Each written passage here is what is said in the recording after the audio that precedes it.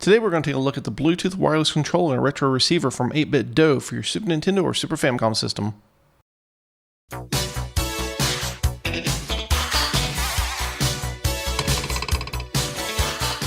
What is happening, guys? Todd here. 8bitdo makes Bluetooth wireless receivers for the 8-bit Nintendo, Super Nintendo, and even the NES Classic. They also offer a wide range of wireless controllers to match your respective consoles. Since I own a Super Famicom, we're going to look at the matching Bluetooth Super Famicom controller and retro receiver. The receiver comes in this very simple plastic clamshell packaging with basic instructions on the back. Taking a look at the retro receiver, on the left hand side is the status LED, next is a red pairing button, and finally a micro USB connector. With the included cable, you can update its firmware on your PC or use it as a Bluetooth dongle for your PC or Mac. Comparing the retro receiver to an original Super Famicom controller connector, we see the retro receiver is only about a quarter inch longer, and the retro receiver fits into your 16-bit Nintendo firmly. There's zero chance of it falling out. Now let's take a look at the controller. Looking on the inside of this very stylish box, besides the controller, we also receive the USB cable for charging or firmware updates, and the small 8bitdo keychain, which is a nice touch.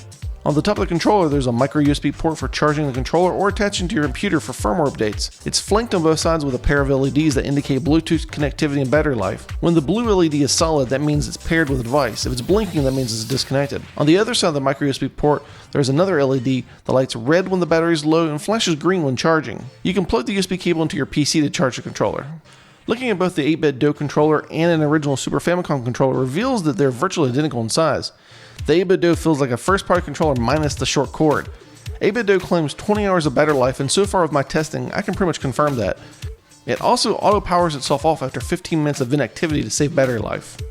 Looking at the weight shows us that the 8bitdo controller weighs about half an ounce more than the original. You'll never notice that weight in your hands, and it's super comfortable. Now pairing them up is real easy to do. Power on the controller by holding down the start button for 3 seconds, and the blue light on top will start blinking. Pop the retro receiver into the front of your console, hit the power switch, and note the blinking blue LED on the front. After a couple seconds, it goes from blinking to solid blue, and the controller LED does the exact same thing. This lets you know they're connected and ready to game. I should also mention that you can pair other Bluetooth controllers with the retro receiver, and you can pair the gamepad with just about any other device that has Bluetooth. You can find the full instructions for doing this on the 8bitdo website. I've had my 8bitdo stuff now for several months, and I've found the controller feels virtually identical to the original. The directional pad is slightly stiffer than the original, but then again, the original is also well over 20 years old with a lot of mileage on it. So I imagine with time the D-pad will loosen up, but as is, it's still pretty damn terrific. I haven't noticed any lag whatsoever, and I've never had the controller disconnect from the receiver during games.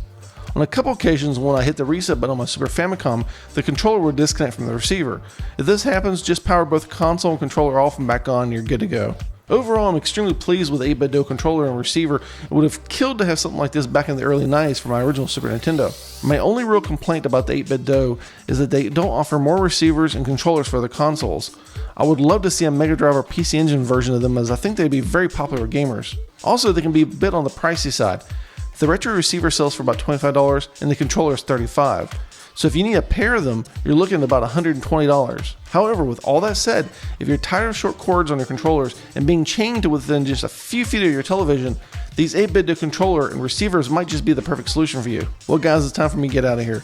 If you enjoyed this video, you know what to do. Give me a thumbs up, hit that subscribe button if you haven't already, and feel free to leave a comment below. As always, thanks for watching, and I'll catch you in the next video.